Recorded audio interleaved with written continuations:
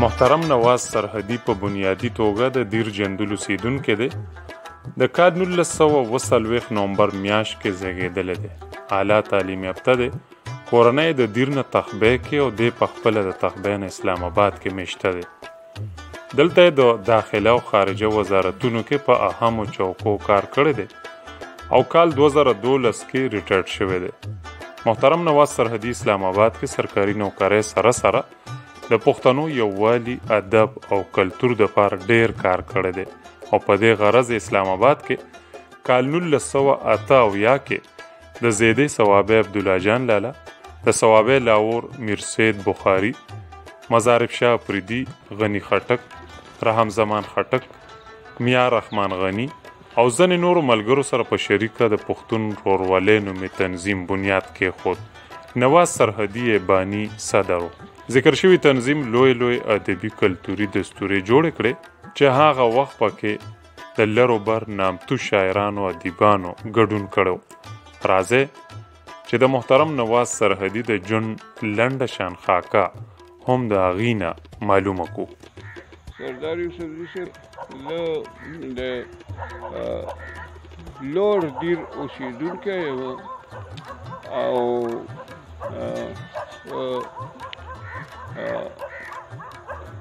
لوړ دیر کې شاهي خیل قبیله د جندول دا مشهوره قبیله ده. زما خو والد صاحب په فوج کې و. د فوج د ریټایرمنټ نه پس چې کوم دی نو هغه بیا خپل کلي ته راغی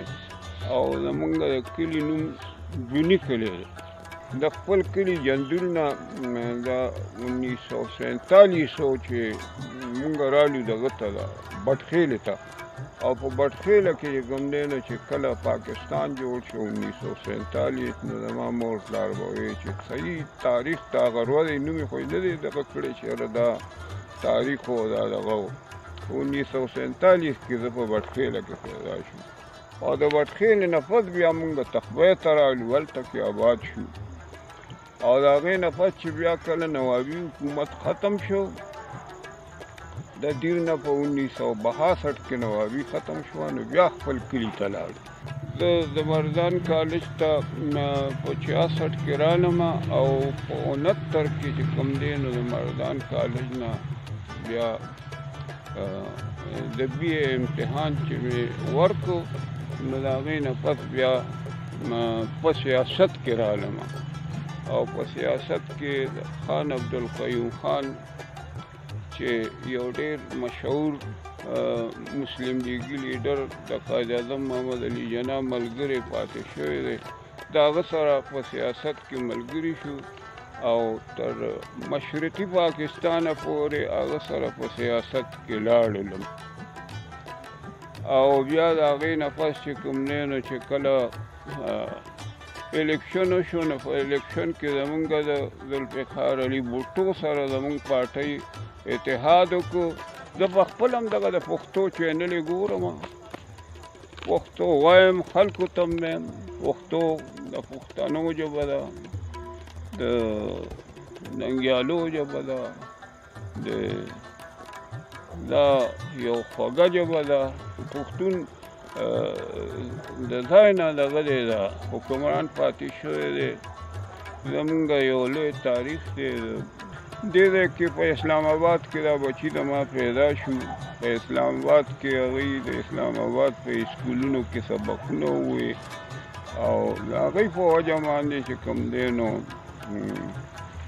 زه خپل کلي ته لاړ نه شوم ځکه چې دا د هغوی د پیدایش ښار و. د ښار نه تلل نو زه ځکه دې ځای کې آباد شوم. مشره لور چې مې کومه ده نو هغه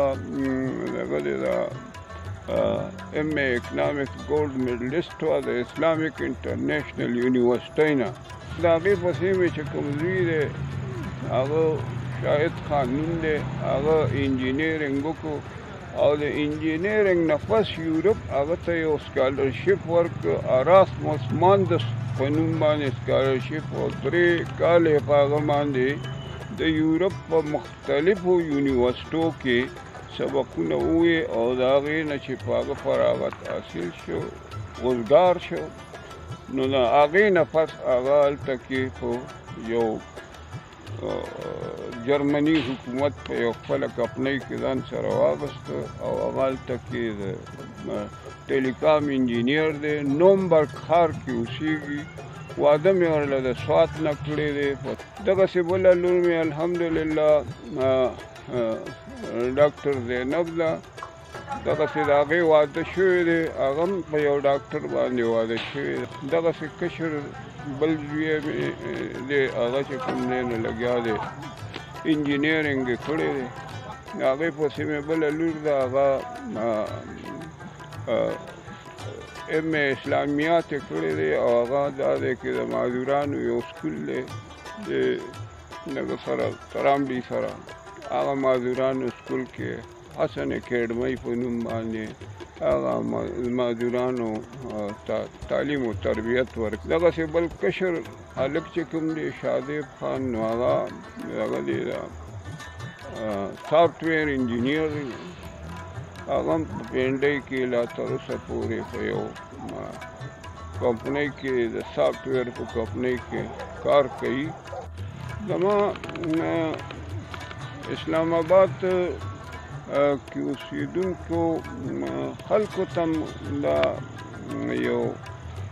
مشوره ده چې د خپلو بچو ښه اعلی تعلیم و تربیت وکړي د دارالحکومت کې خپلې پنجې ښخې کوي او دلته کې د دې دارالحکومت په دغه کې عهدې واخلئ کوششونه وکړئ څوک ډاکټران شئ څوک انجینران شئ او څوک چې کوم دی نو افسران شئ ما خو شاعري هم کړې ده او زه خو لکه ډېرې غټې مشاعرې مو کړي دي دلته کې او شاعري مې هم کړې ده خو افسوس دا دی چې ما چېرته کې د شاعرۍ چې څه مې لیکلي دي هغه وخت سره مې لیکلي دي او د دغه په د طالب العلمۍ په زمانه کې چې زه په لسم کې ما یو کتاب چاپ کړی و د زړه وینې هغه کتاب اوس ما سره څه دغه هم نشته کاپي هم نشته دی قدرمنو کتونکو اوریدونکو تاسو د دې محترم مشر نواز سرحدي صاحب ګټورې او خوندورې خبرې واورېدې دغه مشران دي چې کله اسلام آباد دلته کیپیټل اعلان شو اسلام آباد جوړ شو دلته کې د نورو قومونو سره پښتانه راله نو دلته کې په سرکاري ادارو کې په لوړو چوکو چې کوم پښتانه ملازمانو سرکاري او هغې د خپل چوکۍ په ذریعه د خپل توان صلاحیت مطابق په هغه وخت کې د پښتنو څومره دلته مرستې کړي دي د پښتو ادب او د پښتون کلچر دپاره ثقافت دپاره هغې څومره هلې ځلې کړي دي